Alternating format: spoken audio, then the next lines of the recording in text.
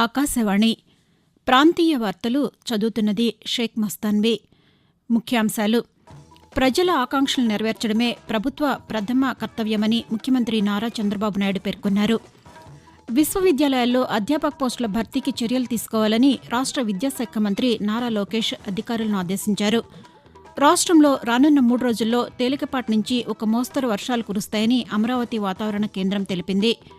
ప్రధానమంత్రి నరేంద్ర మోదీ మన్ కీ బాత్ కార్యక్రమం రేపు ఉదయం 11 గంటలకు ఆకాశవాణిలో ప్రసారమవుతుంది.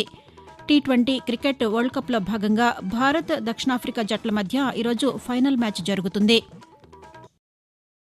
వార్తల వివరాలు: రాష్ట ముఖ్యమంత్రి నారా చంద్రబాబు నాయుడు పింఛన్ లబ్దిదారులకు బహిరంగ లేఖ రాశారు. ప్రజల ఆకాంక్షలు నెరవేర్చడమే ప్రభుత్వ ప్రథమ కర్తవ్యమని పేర్కొన్నారు.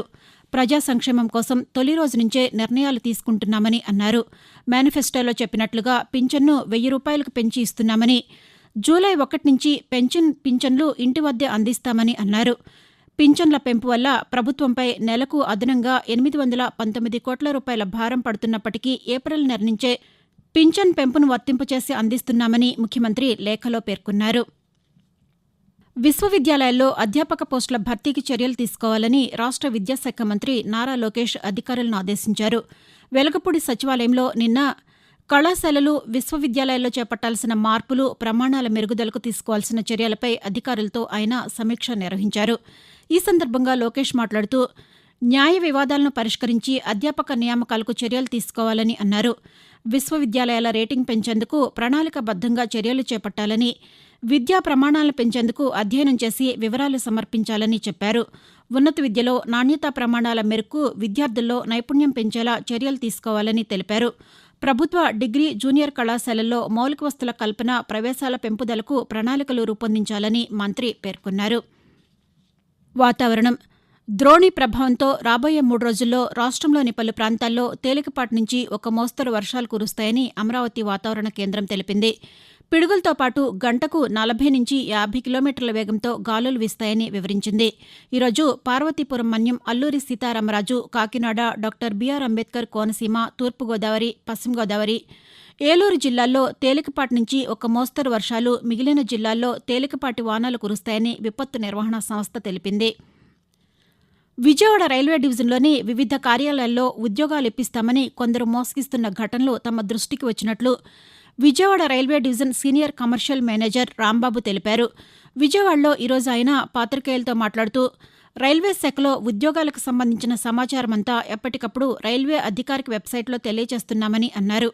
రైల్వే ఉద్యోగాల కోసం అభ్యర్థులు దళారులను ఆశ్రయించవద్దని పేర్కొంటూ, రైల్వే స్టేషన్లో ఏదైతే సాధారణ టికెట్లు ఇష్యూ చేయడానికి ఆటోమేటిక్ టికెట్ వెండింగ్ మెషిన్స్ అనేటువంటి ఏర్పాటు చేయబడ్డాయి. వాటిని ఆపరేట్ చేయడానికి ఇంతవరకు రైల్వే రిటైర్డ్ ఎంప్లాయీస్ని మాత్రమే నియమించుకోవడం జరిగింది. కానీ ఇప్పుడు ప్రైవేట్ వ్యక్తులను కూడా నియమించుకోవాలనేటువంటి ఉద్దేశంతో ఒక నోటిఫికేషన్ ఇవ్వడం జరిగింది. ఈ నోటిఫికేషన్ లో భాగంగా ప్రైవేట్ వ్యక్తుల్ని రిక్రూట్మెంట్ కానీ సెలక్షన్ కానీ చేయకుండా వాళ్ళని ఎంగేజ్ చేసుకోవడం జరుగుతుంది. కొంతమంది దీనిని రైల్వే రిక్రూట్మెంట్ జరుగుతుంది, దీనికి మేము ఉద్యోగాలు ఇప్పిస్తామనేటువంటి ఒక నెపంతో కొంతమందిని మోసం చేసేటువంటి కార్యక్రమం చేపడుతున్నారు.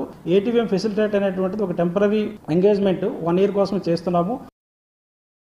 రేపు ఉదయం 11 గంటలకు ఆకాశవాణిలో ప్రసారమయ్యే మన్ కీ బాత్ కార్యక్రమంలో ప్రధానమంత్రి నరేంద్ర మోదీ దేశ విదేశాల ప్రజలతో తన మనసులోని ఆలోచనలు పంచుకుంటారు. ప్రతి నెల రేడియో కార్యక్రమంలో భాగంగా ప్రసారమయ్యే 111వ సంచిక ఇది. నరేంద్ర మోదీ వరుసగా 3వసారి ప్రధానమంత్రిగా బాధ్యతలు స్వీకరించిన తర్వాత ప్రసారమయ్యే తొలి మన్ కీ బాత్ సంచిక ఇదే. ఈ కార్యక్రమం ఆకాశవాణి, దూరదర్శన్ నెట్వర్క్లు, ఏఐఆర్ న్యూస్ వెబ్సైట్ ద్వారా న్యూస్ ఆన్ ఎయిర్ మొబైల్ యాప్లో ప్రసారమవుతుంది. మన్ కీ బాత్ హిందీ ప్రసంగం ప్రసారమైన వెంటనే అన్ని ఆకాశవాణి ప్రాంతీయ భాషల్లో మన్ కీ బాత్ అనువాదం ప్రసారమవుతుంది. ఆకాశవాణి ప్రాంతీయ వార్తలు వింటున్నారు. క్రిమినల్ ప్రొసీజర్ కోడ్ సిఆర్పిసి స్థానంలో కేంద్ర ప్రభుత్వం కొత్తగా తీసుకువచ్చిన భారతీయ నాగరిక్ సురక్షా సంహిత బిఎన్ఎస్ఎస్ చట్టం జూలై 1 నుంచి అమల్లోకి రానున్న నేపథ్యంలో అందులోని వివిధ సెక్షన్ల కింద పోలీసులకు అధికారులను దఖలుపరుస్తూ రాష్ట ప్రభుత్వం నిన్న ఉత్తర్వులు జారీ చేసింది. అరెస్టైన వారి పేర్లు, వారి చిరునామాలు, సమాచార సేకరణ, ఆ రికార్డుల నిర్వహణ కోసం ప్రతి జిల్లాకు ఒక పోలీస్ అధికారిని, ప్రతి పోలీస్ స్టేషన్లో ఎస్ఐ హోదా కంటే తక్కువ కాని అధికారిని నియమించుకునేలా ఆదేశాలు జారీ చేసింది. ఆంధ్రప్రదేశ్లోని పోలీస్ అధికారులు, సిబ్బందికి BNSS చట్టాల్లోని అంశాల ప్రకారం అధికారాలిస్తూ ఈ మేరకు న్యాయశాఖ కార్యదర్శి వి. సునీత నిన్న వేర్వేరు ఉత్తర్వులు జారీ చేశారు. నూతన నేర చట్టాల అమలు పట్ల న్యాయవాదులు హర్షం వ్యక్తం చేస్తున్నారు. బ్రిటిష్ కాలం నాటి చట్టాలను సవరించడం వల్ల ఎన్నో ప్రయోజనాలు ఉన్నాయని, సాయుధ తిరుగుబాటు, వేర్పాటువాదం, ఐక్యతకు భంగం కలిగించే వంటి అంశాలపై తగిన చర్యలు తీసుకునేలా చట్టాలను కేంద్ర ప్రభుత్వం రూపొందించిందని తెలిపారు. సవరణ చేసిన చట్టాలు జూలై 1వ తేదీ నుంచి అమలు చేస్తుండడం స్వాగతించదగ్గ విషయమని తిరుపతికి చెందిన న్యాయవాది పాదర్తి రమణ ఆకాశవాణికి తెలుపుతూ, బ్రిటిష్ కాలం నాటి ఉన్న చట్టాలను సవరించి ఇప్పుడు కొత్త చట్టాలను తీసుకువచ్చింది central government. Indian penal code, Indian evidence act, criminal procedure code అనేది పేర్లు మార్చి ఒక చట్టాన్ని తీసుకొచ్చి ఆ చట్టాల్లో ఉన్నవన్నీ సవరించి కొత్త చట్టం తీసుకొస్తున్నది చాలా సంతోషంగా ఉంది. రాబరీ, మర్డరు అటువంటి క్రిమినల్ అఫెన్సెస్ ఏదైతే ఉన్నాయో, నేరపూరిత అఫెన్సెస్, ఏ నేరచితుడు కానీ అఫెన్సెస్ చేయాలన్నా కూడా భయపడే పరిస్థితిలో తెచ్చారు ఈ చట్టాన్ని. కాబట్టి ఈ చట్టం వలన అది న్యాయవాదిగా నేను సమర్థిస్తున్నాను. ఇటువంటి చట్టాలు ఇంకా పకడ్బందీగా వస్తే నేరం చేసేవాడికి కూడా చాలా భయం ఉంటుంది. ఈ లా అండ్ ఆర్డర్ కూడా కంట్రోల్కి వస్తుందని చెప్పి నా అభిప్రాయం. తెలంగాణ కాంగ్రెస్ సీనియర్ నాయకులు ధర్మపురి శ్రీనివాస్ DS ఈరోజు కన్నుమూశారు. గత కొంతకాలంగా అనారోగ్యంతో బాధపడుతున్న ఆయన హైదరాబాద్లోని తన నివాసంలో తెల్లవారుజామున తుది శ్వాస విడిచారు. తెలంగాణలోని నిజామాబాద్ జిల్లాకు చెందిన DS కాంగ్రెస్ పార్టీలో అంచెలంచెలుగా ఎదిగారు. ఉమ్మడి రాష్ట్రంలో మంత్రిగా సేవలందించారు. PCC అధ్యక్షుడిగానూ ఆయన పనిచేశారు. DS మృతి పట్ల ఆంధ్రప్రదేశ్ ముఖ్యమంత్రి నారా చంద్రబాబు నాయుడు, తెలంగాణ ముఖ్యమంత్రి రేవంత్ రెడ్డి సంతాపం ప్రకటించారు. ఆయన సుదీర్ఘ రాజకీయ జీవితంలో ప్రజాసేవకు అంకితమయ్యారని పేర్కొన్నారు. జాతీయ పరీక్షా సంస్థ NTI ఇటీవల రద్దు చేసిన NCET, CSIR, UGC నెట్ పరీక్షల కొత్త తేదీలను ప్రకటించింది. జాతీయ ఉమ్మడి ప్రవేశ పరీక్ష NCETని జూలై 10వ తేదీ నిర్వహిస్తామని ప్రకటించింది. అలాగే వాయిదా పడ్డ CSIR, UGC నెట్ను జూలై 25 నుంచి 27వ తేదీ వరకు, UGC నెట్ పరీక్షలను ఆగస్టు 21 నుంచి సెప్టెంబర్ 4వ తేదీ వరకు ఆన్లైన్ విధానంలో నిర్వహిస్తామని NTA తెలిపింది. తదుపరి సమాచారం కోసం అభ్యర్థులు అధికారిక వెబ్సైట్ను సందర్శించాలని NTA సూచించింది. రాష్ట్ర ఎన్నికల నిర్వహణకు ప్రత్యేకంగా నియమితులైన సిబ్బంది, అధికారులకు 1 నెల స్థూల జీతాన్ని గౌరవవేతనంగా ఇవ్వాలంటూ రాష్ట్ర ఎన్నికల ప్రధాన అధికారి ముఖేష్ కుమార్ మీనా ఉత్తర్వులు జారీ చేశారు. రాష్ట్ర, జిల్లా స్థాయిలో ఎన్నికలను సజావుగా నిర్వహించడంలో కీలక పాత్ర పోషించిన వారికి 1 నెల జీతం గౌరవవేతనానికి తగ్గట్టుగా రసీదులు తయారు చేయాల్సిందిగా జిల్లా కలెక్టర్లను ఆదేశించారు. పురుషుల T20 క్రికెట్ వరల్డ్ కప్లో భాగంగా బార్బడోస్లోని బ్రిడ్జ్ టౌన్ వేదికగా భారత్, దక్షిణాఫ్రికా జట్ల మధ్య ఈరోజు ఫైనల్ మ్యాచ్ జరుగుతుంది.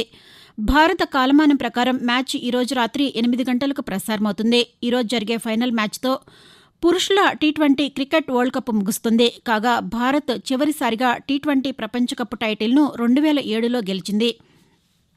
3 అఖిల భారత సర్వీస్ అధికారులను రాష్ట్ర ప్రభుత్వం బదిలీ చేసింది. పులివెందుల ప్రాంతాభివృద్ది ప్రాధికార సంస్థ ప్రత్యేక అధికారి బి. అనిల్ కుమార్, ఆంధ్రప్రదేశ్ మౌలిక సదుపాయాల కార్పొరేషన్ ఇన్కాప్ MD నీలకంఠారెడ్డి, సంప్రదాయేతర ఇంధన వనరుల కార్పొరేషన్ MD నందకిషోర్ను ప్రభుత్వం బదిలీ చేసింది. ప్రాంతీయ వార్తలు ముగించే ముందు ముఖ్యాంశాలు మరొకసారి. ప్రజల ఆకాంక్షలు నెరవేర్చడమే ప్రభుత్వ ప్రథమ కర్తవ్యమని ముఖ్యమంత్రి నారా చంద్రబాబు నాయుడు పేర్కొన్నారు. విశ్వవిద్యాలయాల్లో అధ్యాపక పోస్టుల భర్తీకి చర్యలు తీసుకోవాలని రాష్ట్ర విద్యాశాఖ మంత్రి నారా లోకేష్ అధికారులను ఆదేశించారు. రాష్ట్రంలో రానున్న 3 రోజుల్లో తేలికపాటి నుంచి ఒక మోస్తరు వర్షాలు కురుస్తాయని అమరావతి వాతావరణ కేంద్రం తెలిపింది. ప్రధానమంత్రి నరేంద్ర మోదీ మన్ కీ బాత్ కార్యక్రమం రేపు ఉదయం 11 గంటలకు ఆకాశవాణిలో ప్రసారమవుతుంది. T20 క్రికెట్ వరల్డ్ కప్లో భాగంగా భారత్, దక్షిణాఫ్రికా జట్ల మధ్య ఈరోజు ఫైనల్ మ్యాచ్ జరుగుతుంది. ఆకాశవాణి ప్రాంతీయ వార్తలు ఇంతటితో సమాప్తం.